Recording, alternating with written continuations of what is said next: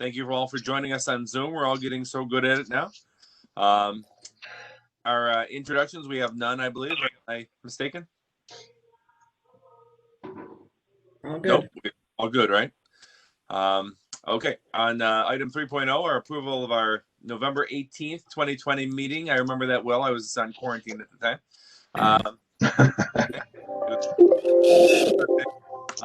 And I would ask approval of the November minutes.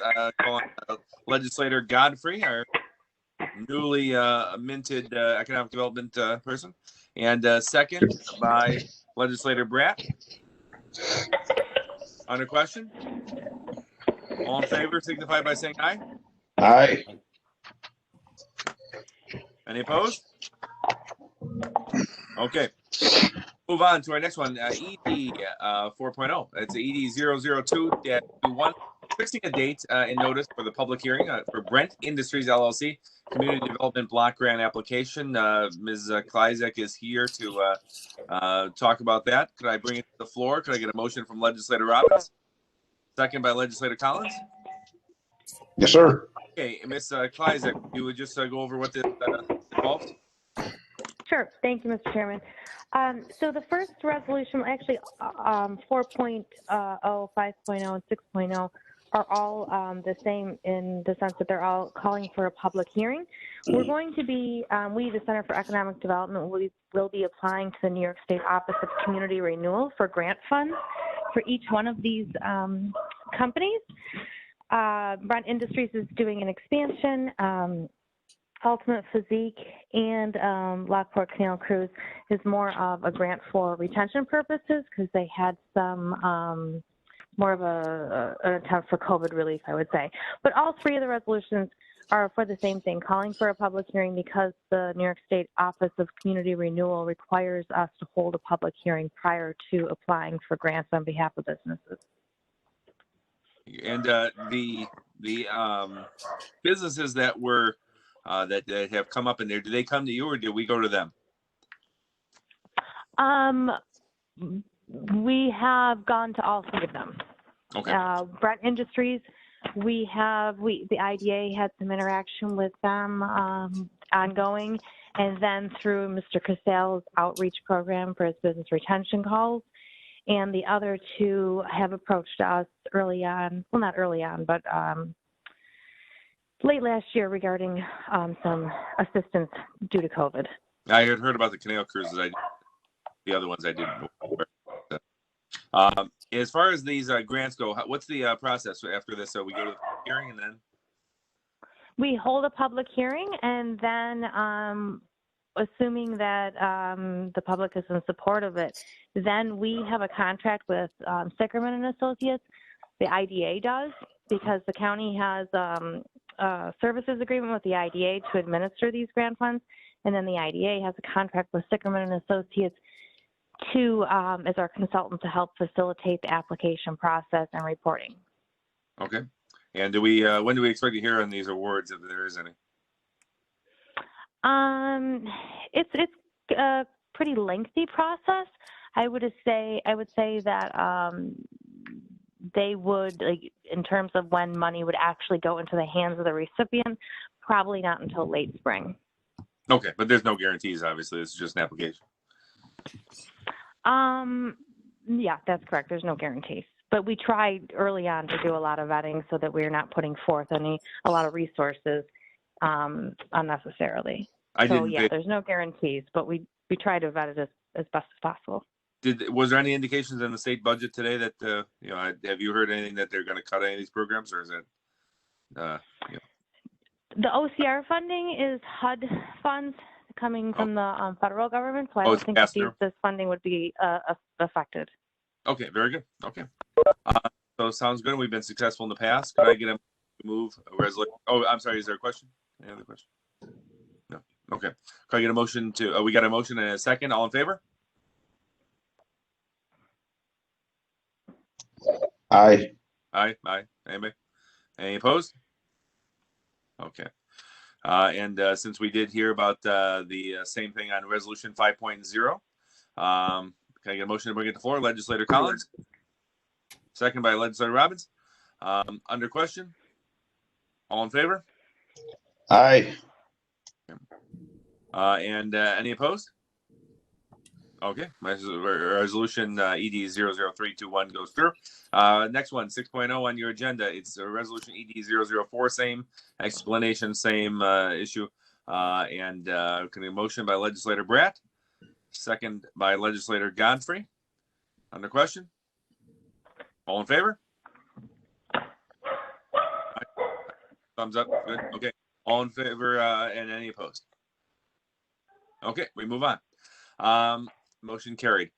Resolutions on 7.0 on your agenda, ED 00521, authorization to convey certain tax lien properties to Norlick. And I know it even, I think I read about this in the paper. We've been talking about this for a long time on this committee. But Ms. Kleisik, if you bring everybody up to speed one more time on the tax lien property. Sure. Thank you, Mr. Chairman. So this specifically is for a property that is the former Norco properties. What this resolution is asking for is that the county transfer the tax lien to Norlick, and then in turn, Norlick will sell the tax lien to FMC. FMC needs to obtain ownership of the property because they have an agreement with the DEC whereby they have been ordered to conduct some remediation at the site, but they currently don't have ownership of the property. So we're really, doing this as a means to get the ownership or get the site into the hands of FMC so they can fulfill their obligation to the DEC. Questions relative to this? No, I should have had a motion first by legislator Myers, second by legislator Robbins. Other question? All in favor? Aye. Aye. Any opposed? Motion carried. On to old business, commercial tax delinquent property update, which I think that was related. 8.0 on your agenda and Norlick in general. That's Mr. Uppergrove. so. Yeah. So that action item 7 is actually that covers what I would have talked about relative to the update for commercial tax delinquent property. The only thing I would add is that the article that ran in the Buffalo News recently regarding the mission of the Niagara Orleans Regional Land Improvement Corporation and our actions to take tax delinquent commercial properties and get them back on the tax rolls, cleaned and reused. It has led to some inquiries, and what's obvious to us is that one of the things that we need to focus on moving forward is just simply letting the business community know that this land bank is a tool for them to acquire and reuse this property. Okay, very good. Thank you. And I think we got some good press on that. And hopefully as we turn more of these long delinquent properties into, revenue generators and tax revenue generators, we certainly, it'd be better for the whole community and nobody's out of, can get out of their, tax liability. So thank you guys for your continued hard work on that. New business is the 2021 Economic Development Meeting schedule. Can you talk anything about this, Ms. Sinar? Just I did send it out in the packet. So the meeting, Chairman Andres has decided to keep the meeting the second Wednesday of the month at 6 o'clock. Obviously doing WebEx right now, but hopefully in the near future, getting back to meeting here at our offices in Sanborn. Okay, thank you. And as we go through this, I'm certain that, hopefully we'll try to get a little sense of normalcy back. Chairman Andres, one question. It's Chris. Yes, go ahead. Kathy, it might be for you. I was doing the schedule today. It says March 11th. That should be March 10th then, right? Yes, it should be. I will update that. Okay, because that was sent out as March 11th, and I saw that we were. I didn't think there was any conflicts in that. Yeah. Thank you. Thank you. Thank you. Good catch. So we've got our meetings on the second Wednesday. Of course, I moved this one to right before the legislature meeting on account of I had a conflict last week Wednesday, and we didn't have the schedule out yet. So didn't plan accordingly. But hopefully we'll keep it to then. I think that these WebEx meetings are going well. In the COVID situation, but maybe we'll meet in person one day. Okay. So the correspondence, I'm sure we have 0. That's correct. And then we will make a motion to adjourn. Legislator Myers? Legislator, could I Yes. jump in before you adjourn? I apologize. Yes, sure. Go ahead.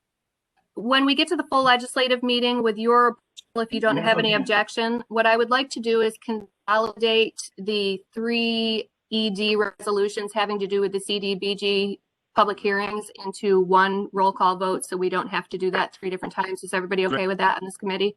We'll have to do the 4th ED separately, but that will shorten things a little bit. Any opposition on here?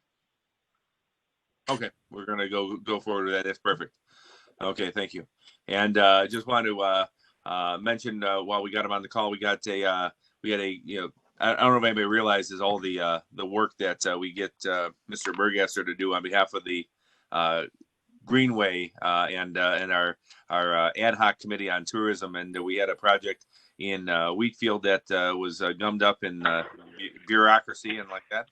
But he shepherded that through on behalf of the legislators from that district. I know Legislator Godfrey, Legislator Whittish, and of course Legislator Gooch certainly appreciate your efforts to help move that through, and it was able to pass unanimously through the Greenway Host Committee Standing Committee today, and we'll get that project on the Veterans Memorial moving. I talked to the principals there, and they're going to move this forward with all deliberate speed. So I want to thank him publicly for that fine work, because it was not easy, and it wouldn't have happened without his efforts. I can assure you of that. So thank you, Tom.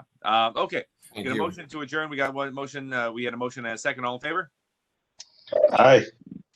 Everybody's, I'm sure, happy for that. And we'll see you guys in just a few minutes. Have a good day.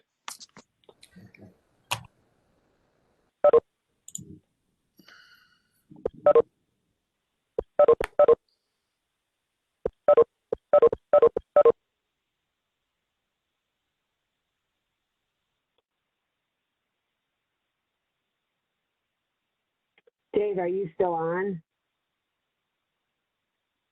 For anybody still on, you do need to leave this meeting and use the link that was provided for the legislature meeting. It's a separate link.